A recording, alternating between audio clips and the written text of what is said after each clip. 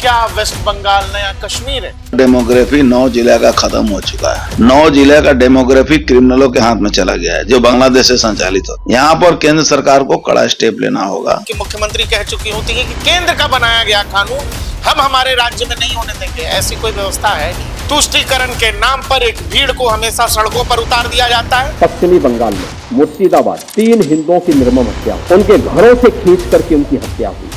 कोई चुनाव बगैर हिंसा के बंगाल में होती नहीं है। कोर्ट कह रहा है कि नहीं, केंद्रीय बलों को लगाओ, मतलब राज्य का प्रशासन फेल, मुख्यमंत्री फेल, राज्य का कानून व्यवस्था फेल, राज्य की पुलिस फेल। बांग्लादेश में हिंदुओं के प्रताड़ना की खबर हमने बहुत की है, बहुत वीडियोस बनाए हैं, आप तक हर खबर पहुंचाई है। लेकिन अपने ही देश में भी अलग अलग हिस्सों में हिंदू प्रताड़ित होता रहता है और ये कोई नई बात नहीं। फिर से वही हुआ है वेस्ट बंगाल के अंदर मुर्शिदाबाद में।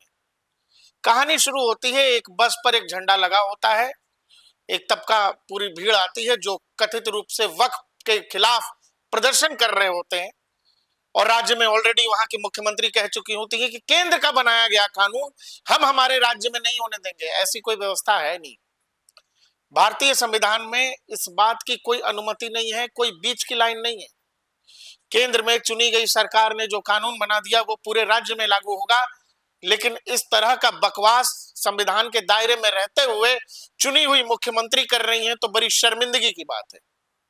आप भारत के संविधान के खिलाफ जाकर अपीजमेंट पॉलिटिक्स करना चाहती हैं और बहुत शर्मिंदगी की बात यह है कि तुष्टीकरण अपीजमेंट की पॉलिटिक्स से हमने पाकिस्तान हो गया, बाद में बांग्लादेश भी हो गया, और ये सब होने के बावजूद इस देश में हमारे नेता अपीजमेंट भूलने का नाम नहीं ले रहे हैं। तुष्टीकरण के नाम पर एक भीड़ को हमेशा सड़कों पर उतार दिया जाता है। आप आग लगाइए, आप लोगों को मारिए, आप सरकारी संपत्तियों को नुकसान पहुंचाइए, आप सब कुछ तबाह करिए, आपके खिलाफ कोई एक्शन नहीं होगा।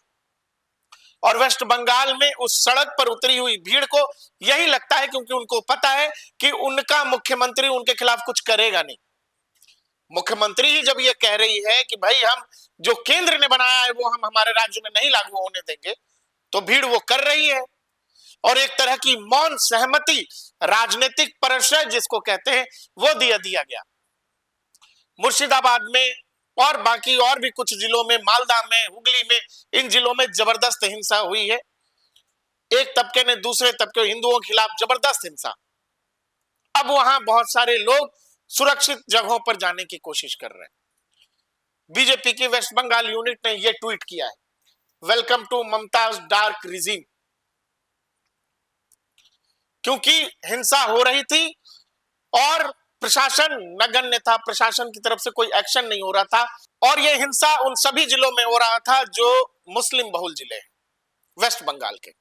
और बड़े आश्चर्य की बात यह है कि वक्फ बोर्ड का कानून अब बन चुका है, लागू हो चुका है देश में तमाम राज्य हैं। वेस्ट बंगाल से इतर अगर आप जम्मू कश्मीर देखें, वहां तो कश्मीर के इलाके में 90% मुस्लिम आबादी है, फिर भी वहां ऐसी हिंसा नहीं हुई है। लेकिन वेस्ट बंगाल में ऐसी हिंसा हुई है जहां एक तबके को निशाना बनाया गया है और जानबूझकर। आप देखिए, ये पढ़िए, मुर्शिदाबाद में पिता पुत्र समेत 3 की मौत। भीड़ आती है, एक परिवार को तबाह करके चली जाती है, हेडलाइन छपा हुआ है। ये पूरी कहानी इस तस्वीरों से शुरू हुई थी जहां एक ट्रक पर भगवा झंडा लगा हुआ था, भीड़ आती है, इसको झंडे को उतरवाती है और उसके बाद मुर्शिदाबाद और अलग जिलों में हिंसा की शुरुआत हो जाती है जुमे की नमाज के बाद। असम में मुस्लिम आबादी 40% है। वहां के मुख्यमंत्री को जब यह बात पता लगी कि फ्राइडे के नमाज के बाद प्रोटेस्ट हो सकता है, तो वहां पुलिस बल पहले से इस बात की तैयारी में था, 5 दिन से तैयारी कर रहा था। वहां किसी तरह की कोई हिंसा नहीं हुई। अब आप ये बताइए कि क्या वेस्ट बंगाल की सरकार को, क्या ममता बनर्जी को इस बात का अंदाजा नहीं होगा कि वेस्ट बंगाल के अलग अलग हिस्सों में, मुर्शिदाबाद जैसे संवेदनशील जिलों में, मालदा जैसे संवेदनशील जिलों में कुछ हो सकता है, इसका इनपुट नहीं होगा। राज्य की इंफॉर्मेशन ब्यूरो की टीम ने उनको नहीं बताया होगा। बावजूद इसके आपको नहीं करना है, आपको यह बताना है कि हम आपके साथ हैं। इसी को अपीजमेंट कहते हैं, जब आप एक समूह या भीड़ की हर गलत में हाँ में हाँ, हाँ में हाँ, हाँ में हाँ करते हैं और फिर उनको लगता है वो कुछ भी कर सकते हैं, वो सड़कों पर आगजनी कर सकते हैं, वो सार्वजनिक संपत्तियों को तबाह कर सकते हैं, वो मंदिरों पर हमले कर सकते हैं, वो एक खास तबके को निशाना बना सकते हैं। क्यों? क्योंकि वो राज्य की मुख्यमंत्री का मूड नहीं है रोकने का। मुख्यमंत्री जब खुला कह रही है कि हम केंद्र के बनाए कानून को हमारे, आप क्या है, वेस्ट बंगाल कोई अलग देश है क्या? बावजूद इसके अगर ये हो रहा है तो ये बेहद चिंताजनक है, क्योंकि भीड़ ये मान के चल रही है कि हम जो कुछ भी करेंगे पुलिस हमारे साथ कुछ नहीं करने वाली है। इन तस्वीरों के बाद कहानी बदल गई है और ये कुछ और तस्वीरें हैं जो हम आपको दिखा रहे हैं। वेस्ट बंगाल के अलग अलग इलाकों से लोग अब पलायन कर रहे हैं, लोग अपने घरों को छोड़कर जा रहे हैं। मुर्शिदाबाद के कुछ ऐसे जिले हैं जो कुछ सोशल मीडिया पर लगातार वायरल हो रहा है कि कुछ इलाकों में पानी में कुछ लोगों ने कुछ मिला दिया है, तो पानी पीने लायक बचा नहीं है। इस वजह से लोग पलायन कर रहे हैं, अपना घर, अपना जमीन, अपनी दुकान, अपना बिजनेस सब छोड़ के नई सुरक्षित जगह ढूंढने की कोशिश हो रही है। हमने आपने कश्मीर की कहानियां सुनी है कि कश्मीर में कश्मीरी पंडितों को कैसे भगाया गया, लेकिन वेस्ट बंगाल पर जब आप एनालाइज करेंगे, वेस्ट बंगाल को जब आप पढ़ेंगे, तो पिछले कई सालों में वेस्ट बंगाल के अंदर या देश के कुछ और भी हिस्सों में रेगुलर बेसिस पर यह हो रहा है कि वहां एक खास तबका लगातार हिंदुओं को डराने की कोशिश करता है, धमकाने की कोशिश करता है, और हिंदू वहां से चुपचाप पलायन कर जाता है नई जगह जहां वो खुद को सुरक्षित रह सके।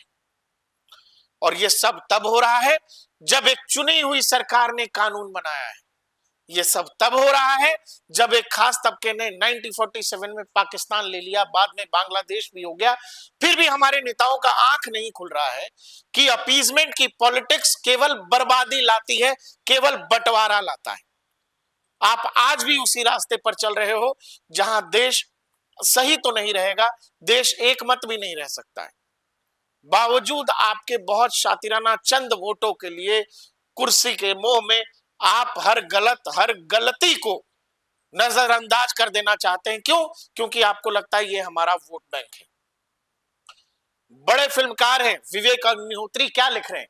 The land of Chaitanya Mahaprabhu, Ramakrishna Paramahansa, Swami Vivekananda, Shri Aurobindo, Gurudev Tagore, Subhash Chandra Bose, the land of great resilience is Bengal the new Kashmir.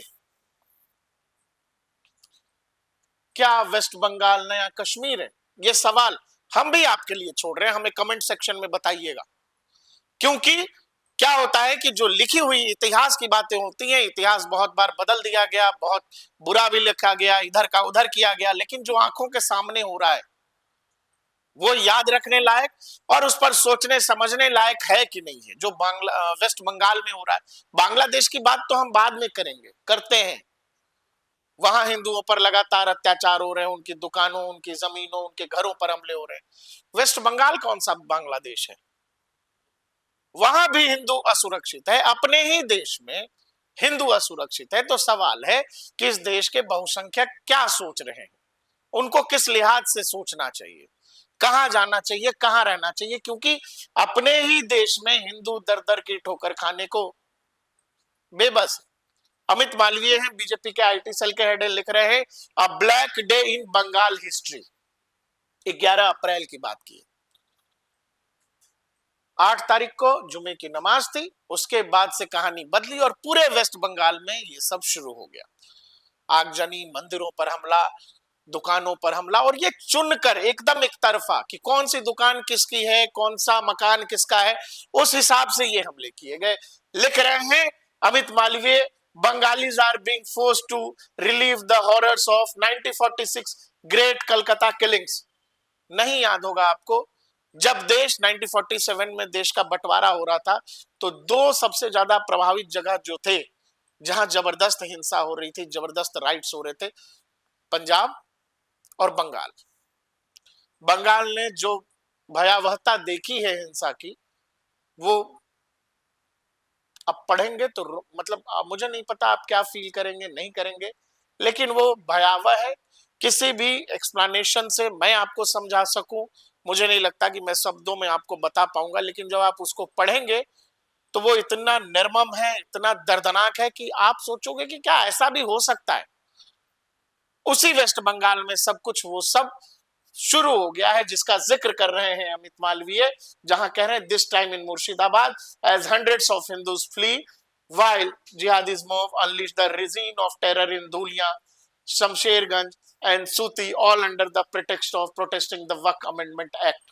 Years of Mamata Banerjee appeasement politics seem to have the birthed Bengal's own Tikka Khans, barbaric butchers dreaded in Hindu blood, multiplying like Rakt Beej across the land, unleashing a killing spree that they already claimed in lives of several innocent Hindus, setting up public property ablaze and vandalizing Hindu-owned businesses to cripple them economically. वही बात कह रहे हैं जो हम आपसे कह रहे हैं कि चुना जा रहा है कि किसका बस है, किसकी गाड़ी है, किसका घर है, किसकी दुकान है, और तब ये सोच समझकर हमले किए गए वेस्ट बंगाल में, और प्रशासन पूरी तरह चुप है।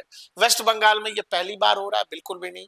वेस्ट बंगाल के आप पंचायती राज का पंचायती चुनावों का पिछला वो नतीजा ले लीजिए, आप विधानसभा चुनाव का माहौल ले लीजिए, कोई चुनाव बगैर हिंसा के बंगाल में होती नहीं है। और सबसे शर्मिंदगी की बात क्या है, यह हिंसा की भयावहता जो हमने आपको दिखाई, जिसमें एक पिता पुत्र की हत्या हुई, इसके अलावा एक और व्यक्ति की हत्या हुई, कई पुलिसकर्मी घायल हैं, कोर्ट को कहना पड़ रहा है। सबसे शर्मिंदगी की बात क्या है, आप समझ लो कि वहां की पुलिस, वहां के मुख्यमंत्री इन हिंसाओं को लेकर कितने गंभीर है कि कोर्ट को कहना पड़ रहा है कि पैरामिलिट्री फोर्सेस लगाई जाएं। आप समझना कि कोर्ट कह रहा है कि नहीं, केंद्रीय बलों को लगाओ, मतलब राज्य का प्रशासन फेल, मुख्यमंत्री फेल, राज्य का कानून व्यवस्था फेल, राज्य की पुलिस फेल। इससे बड़ा तमाचा नहीं होता। लॉ एंड ऑर्डर स्टेट का विषय है, स्टेट का सब्जेक्ट है, इसमें केंद्र की बाध्यता है बहुत सारी, और तब जाकर कोर्ट को कहना पड़ रहा है कि भाई ये तो एक तबके के खिलाफ जबरदस्त हिंसा है, मुख्यमंत्री कुछ बोल नहीं रही है। मुख्यमंत्री ने तो कह दिया कि भाई महाकुंभ नहीं मृत्यु कुंभ है, और वही मुख्यमंत्री अपीसमेंट के लिए कह रही है कि केंद्र का बनाया हुआ कानून हम हमारे राज्य में नहीं होने देंगे। क्या ममता बनर्जी को यह लग रहा है कि वेस्ट बंगाल कोई भारत का राज्य नहीं, अलग से कोई देश चला रही है ममता बनर्जी? क्योंकि सवाल तो होंगे, ऐसी कौन सी संविधान में धारा है जो आपको यह कहने को इतनी ताकत दे रही है कि आप केंद्र के बनाए कानून को अपने राज्य में नहीं चलने देंगे, नहीं लगने देंगे? ये कोरी बकवास से ज्यादा कुछ नहीं है, क्योंकि आपके हाथ में कुछ नहीं है, आपकी ताकत नहीं है, और बावजूद इसके अपीजमेंट के लिए, तुष्टीकरण के लिए, एक भीड़ के उन्माद को और बढ़ाने के लिए, एक भीड़ के उन्माद को कह लीजिए आंतरिक खुशी देने के लिए आप ये झूठ बोल रहे हो कि नहीं, हम हमारे यहां नहीं होने देंगे। आप जिन जिलों में यह सब हो रहा है, मुर्शिदाबाद, मालदा और उत्तर दिनाजपुर, आप जब उनका डेमोग्राफिक लोकेशन देखेंगे भारत के मैप पर, वेस्ट बंगाल के मैप पर देखेंगे, तो आप ये समझेंगे ये कितना क्रिटिकल है और ये गलत क्यों है भारत के लिहाज से। भारत की एकता संप्रभुता के लिए ये कितना बड़ा चैलेंज बनने जा रहा है वेस्ट बंगाल। आप बांग्लादेश, चिकन नेक, ये सब बाद में सोचेंगे, लेकिन हमारे यहां रहते हुए मुर्शिदाबाद, मालदा जैसे जिलों को कितना बड़ा चैलेंज बना दिया गया है। जब आप ये सोचेंगे, उनके डेमोग्राफिक लोकेशन देखेंगे, तब आपको इस बात की गंभीरता समझ में आएगी। ये कुछ जिले हैं जहां पर हिंसा हो रही है, मुर्शिदाबाद, मालदा, उत्तर दिनाजपुर, और ये सभी जिले मुस्लिम डोमिनेंट जिले हैं, अधिकतर जनसंख्या मुसलमानों की। यहां मुर्शिदाबाद में करीब करीब 66% के आसपास, यहां 60% के आसपास, यहां 50% के आसपास।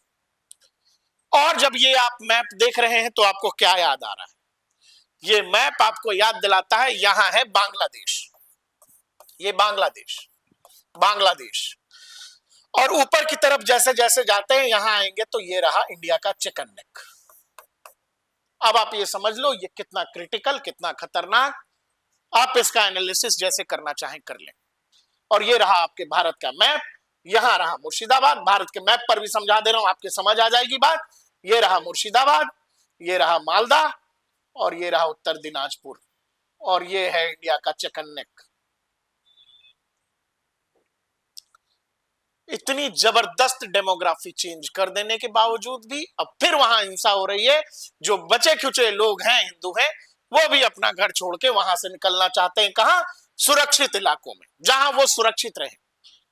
जिन जिलों में ये हो रहा है, आपको मैंने बताया कि कश्मीर में नहीं हुआ, उत्तर प्रदेश में बहुत सारे जिले ऐसे हैं जो मुस्लिम बहुल जिले हैं, असम में है 40% आबादी मुसलमानों की है, बिहार में कई जिले ऐसे हैं। लेकिन सवाल है कि law and order state subject है। मुख्यमंत्री जब फ्री छोड़ देगा भीड़ को कि जो करिए कोई दिक्कत नहीं है, आपको क्या लगता है ये जो आगजनी कर रहे हैं, ये जो बसों में आग लगाते हैं, ये जो लोगों के घरों में घुसते हैं, ये क्या कोई आईआईटी करने वाले लोग हैं? ये कॉलेजों में पढ़ने वाले लोग हैं? इस अपीजमेंट की वजह से ही इस देश के मुस्लिम तबके को पढ़ाई लिखाई, दुनिया की बाकी चीजों, पैसा, जरूरत, विज्ञान, संस्कृति, किताबें, इन सब से दूर रखने के लिए इस तरह की चीजों में इस देश के राजनेता मुसलमानों को उलझा करके रखते हैं। क्यों? क्योंकि आप जब दुनिया की चीजें जानोगे तो आपको पता लगेगा कि ये जो भीड़ में निकल के हम करते हैं ये गलत है। ये आग लगाना, पब्लिक प्रॉपर्टी को बर्बाद करना, ये नहीं होना चाहिए।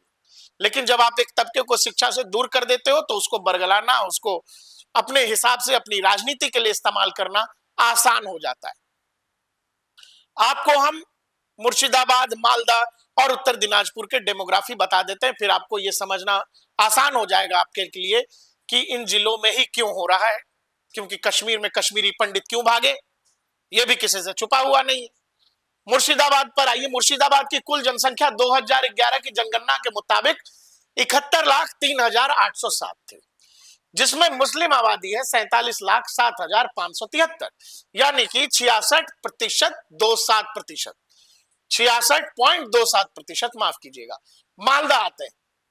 मालदा में कुल जनसंख्या है 39,88,845, मुस्लिम आबादी है 20,45,151। कुल आबादी जो मुसलमानों की है वो करीब करीब 51% के आसपास। उत्तर दिनाजपुर आएंगे, कुल जनसंख्या है 30 लाख, मुस्लिम आबादी है 15,01,170, करीब करीब 50% के आसपास। और इन्हीं इलाकों में हिंसा हो रही है। खासकर मुर्शिदाबाद में जबरदस्त, वो जो हमने आपको ट्रक वाली तस्वीर दिखाई, जहां भगवा झंडा लगा हुआ था, उसको उतरवाकर फिर वो हिंसा बढ़ती चली गई और कहानी अब लोगों की मौत, उनकी हत्याएं, मंदिरों, दुकानों, इन पर हमले तक चली गई। और कोर्ट को कहना पड़ा है। मैं फिर कह रहा हूं, इससे बड़ी शर्मिंदगी की विषय नहीं हो सकती कि आपके काम पर, आपके पुलिस पर कोर्ट को भी समझ आ गया कि ये लोग क्या कर रहे हैं, ये क्या कर रहे हैं, और इसीलिए कोर्ट ने कहा कि पुलिस पर कोई यकीन नहीं, केंद्रीय बलों को बुलाओ। इससे बड़ी शर्मिंदगी क्या होगी? और अब वहां बीएसएफ, पैरामिलिट्री के जवान लगाए गए हैं। मुर्शिदाबाद, मालदा या फिर ऊपर का जो उत्तर दिनाजपुर, ये बॉर्डर के इलाके हैं, बॉर्डर डिस्ट्रिक्ट है, बांग्लादेश से एकदम सटे हुए हैं। जबरदस्त घुसपैठ होती है इन इलाकों में, बांग्लादेश के इलाके से जबरदस्त घुसपैठ। बीजेपी के नेता हैं, वो कुछ क्या कह रहे हैं, अर्जुन सिंह, एक बार उनको सुनिए, फिर हम आगे बात करते हैं। भैया, पूरा डेमोग्राफी 9 जिले का खत्म हो चुका है। 9 जिले का डेमोग्राफी क्रिमिनलों के हाथ में चला गया है, जो बांग्लादेश से संचालित होते हैं। यहाँ पर केंद्र सरकार को कड़ा स्टेप लेना होगा। बंगाल पुलिस के बस का नहीं है। केंद्र इमीडिएट हस्तक्षेप करके 355, 356 दोनों का इंप्लीमेंट करना चाहिए। वक्फ का कानून आया, लागू हुआ पूरे देश में, जो हर जगह प्रोटेस्ट हुए हैं, लेकिन प्रोटेस्ट का हिंसा में बदल जाना यह बताता है कि प्रशासन की चूक है, पुलिस की चूक है, सरकार की चूक है। और वो चूक मानी भी जा सकती है कि बाद में आप कम से कम डैमेज कंट्रोल तो करो, लेकिन आपने जब फ्री हैंड दे दिया, आप डैमेज कंट्रोल भी नहीं कर रहे हो, तो कोर्ट को कहना पड़ रहा है कि इनके बस का नहीं है, केंद्रीय बलों को बुलाइए, पैरामिलिट्री फोर्सेस की तैनाती करिए। और ये इलाके कितने क्रिटिकल हैं तब जब यूनिस बैठ करके बांग्लादेश में कह रहा है कि चिकन ने, कि यहाँ चाइना आएगा, हम व्यापार करेंगे, इस तरह की बकवास कर रहा है। और हमारे ही देश में एक मुख्यमंत्री बैठ करके कुछ उन इलाकों में वो सब कुछ होने दे रही है जो बहुत क्रिटिकल हैं, जो बिल्कुल बॉर्डर के इलाके। मुर्शिदाबाद से हिंदुओं का पलायन शुरू हो गया है। आप जब सोशल मीडिया खंगालेंगे तो आपको पता लगेगा, लोग लगातार मुर्शिदाबाद, वेस्ट बंगाल की बात करते हुए, हिंसा की बात करते हुए पूछ रहे हैं प्रधानमंत्री नरेंद्र मोदी से, गृह मंत्री अमित शाह से, भाई आपकी क्या मजबूरी है? आपकी क्या मजबूरी है? आपको कब लगेगा कि वेस्ट बंगाल में राष्ट्रपति शासन लगाया जाना चाहिए? आप मणिपुर में भी राष्ट्रपति शासन लगाने में बहुत लेट हुए, आपको पहले लगा देना चाहिए था। लेकिन पिछले कई सालों से वेस्ट बंगाल में थोड़े समय के अंतराल पर हमने सीए एनआरसी के दौरान देखा, हमने वहां के पंचायती इलेक्शंस में देखे जबरदस्त हिंसा। और उस हिंसा के बाद जब भी लोगों को लगता है कि शायद इस बार बीजेपी की केंद्र सरकार राष्ट्रपति शासन लगाएगी, तब इस देश में आजादी के बाद से 2014 तक 132 बार राष्ट्रपति शासन लगा है, जिसमें कांग्रेस की सरकार रही है जिन्होंने 100 से अधिक बार राष्ट्रपति शासन लागू किया है अलग अलग राज्यों में, कभी कानून व्यवस्था के नाम पर, कभी किसी नाम पर, कभी आर्थिक गतिविधियों के नाम पर, 100 से अधिक बार। और कैसे लगाया? वो संविधान ही केंद्र सरकार को यह ताकत देता है कि भाई अगर किसी राज्य की व्यवस्था, वहां की चुनी गई हुई सरकार ठीक से नहीं चला पा रही है, अगर मामला खराब हो रहा है, तो आप लगा सकते हैं। आखिर वेस्ट बंगाल में बीजेपी क्या चाहती है कि वो राज्य डेमोग्राफिकली बिल्कुल जब तक बदल नहीं जाएगा, जब तक वेस्ट बंगाल के तमाम हिंदू या मुर्शिदाबाद जैसे तमाम जिले जो हैं बिल्कुल हिंदू रहित नहीं हो जाएंगे, तब तक बीजेपी क्या वहां राष्ट्रपति शासन नहीं लगाएगी। ये लोग सोशल मीडिया पर पूछ रहे हैं। आप अच्छे दिखना चाहते हैं, आप बुरे दिखना नहीं चाहते, आप लोकतंत्र के प्रहरी बने रहना चाहते हैं। लोग मुझे हिटलर कह देंगे, लोग कह देंगे कि ये तो तानाशाही कर रहे हैं, इसीलिए आप चुनी हुई सरकार को नहीं हटाना चाहते। वहां दूसरी तरफ चुनी हुई सरकार हिंसा पर चुप है, हिंसा पर एक्शन नहीं लेती, पुलिस प्रशासन एक्शन नहीं कर रहा है, कोर्ट को यह बोलना पड़ रहा है कि पैरामिलिट्री फोर्सेस को भेजो, और केंद्र सरकार यह कह रही है कि लॉ एंड ऑर्डर तो स्टेट का सब्जेक्ट है। तो फिर ये गाना आप लोग संसद में क्यों सुनाते हो कि कांग्रेस की सरकारों ने 100 से अधिक बार किया? आप में एक बार करने की ताकत नहीं है जो एक बार लीगली कर सकते हो, जो किया जा सकता है और जो होना चाहिए। किसी राज्य में लॉ एंड ऑर्डर का सिचुएशन यह है कि कोर्ट आगे आकर के कह रहा है, लेकिन आपको यह लग रहा है कि नहीं, हम कर देंगे तो दुनिया क्या कहेगी, फलाने लोग क्या कहेंगे, लोगों का काम है कहना। नेताजी, लेकिन सवाल है कि देश की एकता, अखंडता, देश की प्रभुता के लिए सही क्या है? जो तस्वीरें हमने बांग्लादेश से देखी, वही तस्वीरें हमको वेस्ट बंगाल से आती हुई दिखाई दे रही हैं। आपको हमारा ये वीडियो कैसा लगा, हमें कमेंट सेक्शन में बताइएगा जरूर। साथ ही आप ये हमें भी बताइएगा कि क्या वेस्ट बंगाल में राष्ट्रपति शासन लगना चाहिए या नहीं लगना चाहिए। देखते रहिए DNP इंडिया, हर खबर भरोसे के साथ।